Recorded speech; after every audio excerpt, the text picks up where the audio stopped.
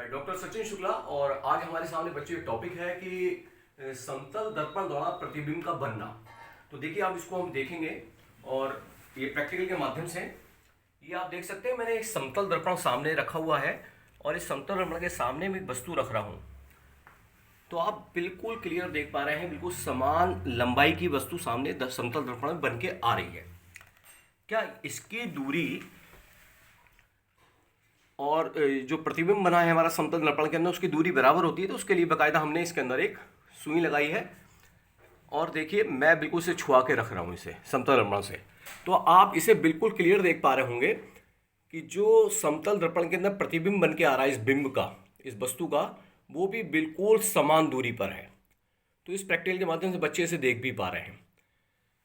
अब देखिए एक घटना है जिसको हम देख पाते हैं कि वस्तु का प्रतिबिंब सीधा और काल्पनिक बनता है।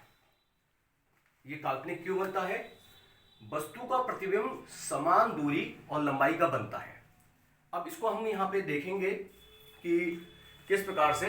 देखिए ये हमारी वस्तु है और ये समतल दर्पण मैंने बनाया है, समतल दर्पण। ये कुछ दूरी पे वस्तु रखी हुई है। अब इसमें से रेस निकाल रहे हैं हम, प्रकाश की किरण जो जा रही हैं। अब देखिए ये किरण ये गई, एक इंसिडेंट रेस को जो आपतित किरण है उसे सीधा हमने डाला है और एक को ये यहाँ पे डाला है हमने इस जगह। तो आप देख सकते हैं यहां से टकराने के बाद ये परावर्तित होके ये वापस ये इधर आ रही है। ये देखिए, तो ये आप जानते हैं, इससे पहले हमने पढ़ा था कि जितना आपतन कोण होता है उतना ही हमारा परावर्तन कोण होता है। इससे पिछली वीडियो में हमने इसे बकायदा दिखाया भी था। अब ये देखते हैं जो सीधी रेस जा रही है, ये सीधी रेस और ये वाली रेस, अगर इन्हें मैं आभासी रूप से पीछे की तरफ बढ़ा दूं, देखिए ये आभासी रूप से दर्पण के दूसरी तरफ जा रही है और ये रेस जो वापस आई है इसे भी अगर मैं पीछे की तरफ ले जाऊं आभासी रूप में, तो आप ये देख सकते हैं जो हमारा प्रतिबिंब है वो दर्पण के पीछे बनना है। और ये कैसा बना? आभासी बना। ये जो प्रतिबिंब बन के आया कैसा बन के आया? आभासी।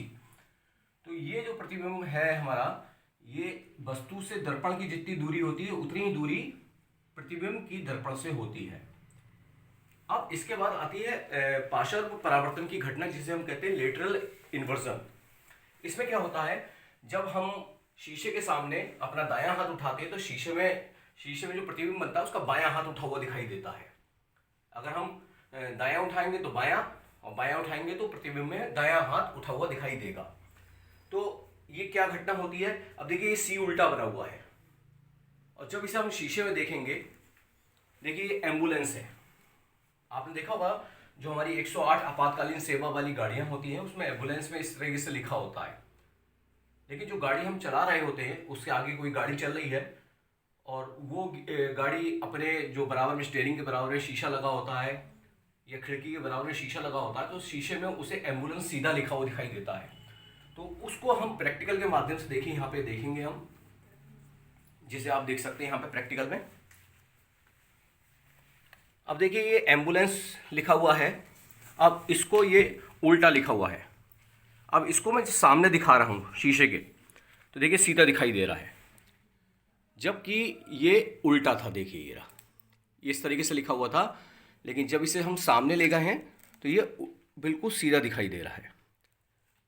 तो ये घटना जो कहलाती है। अब देखिए ये एन, ये उल्टा है। इधर से भी आप देख सकते हैं इसे, ये देखिए। अब मैं इसे शीशे के सामने ले जा रहा हूँ।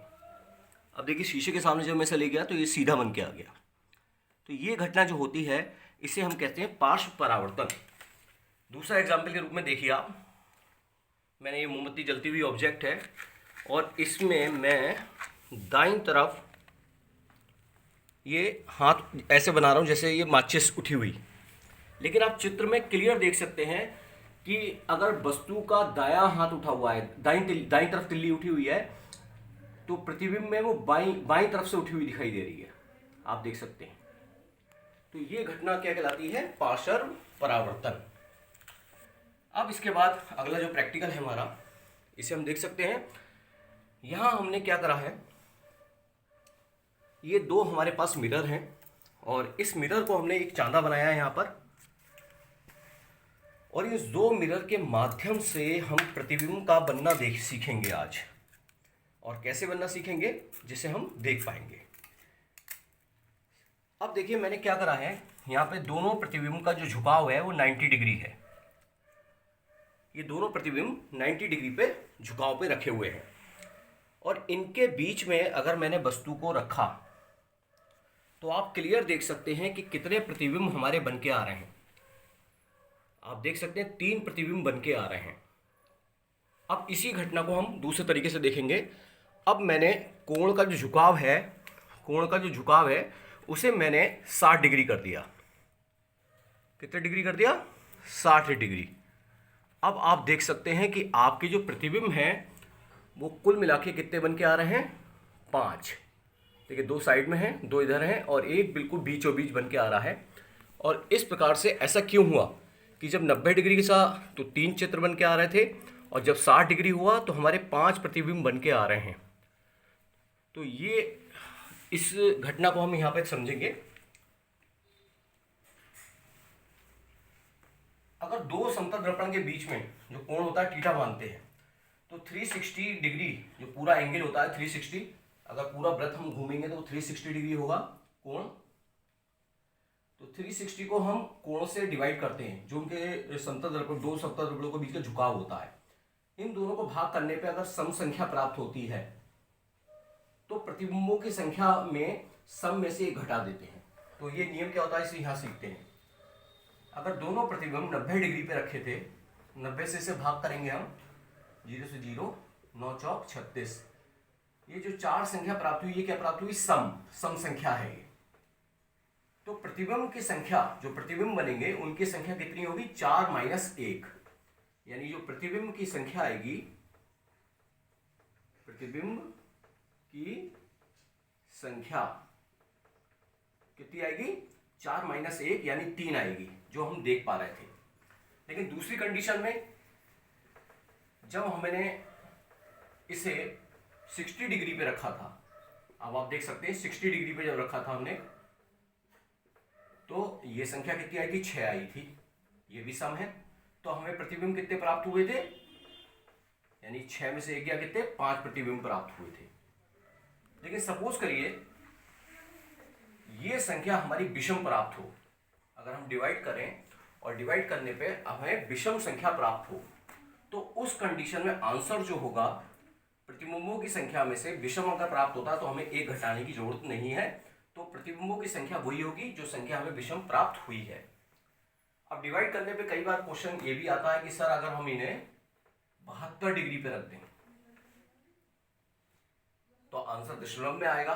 अगर मान लीजिए भाग करने के बाद दशमलव में आंसर आता है इस प्रकार से, कोई एग्जाम्पल है 4.8, तो हम इसे 4 ही मानेंगे। 5.6 आ रहा है तो इसे हम 5 ही मानेंगे।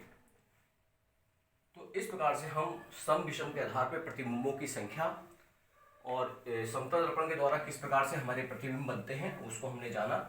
मैं डॉक्टर सचिन शुक्ला, SRG मुर्दाबाद, आप सभी का बहुत बहुत धन्यवाद।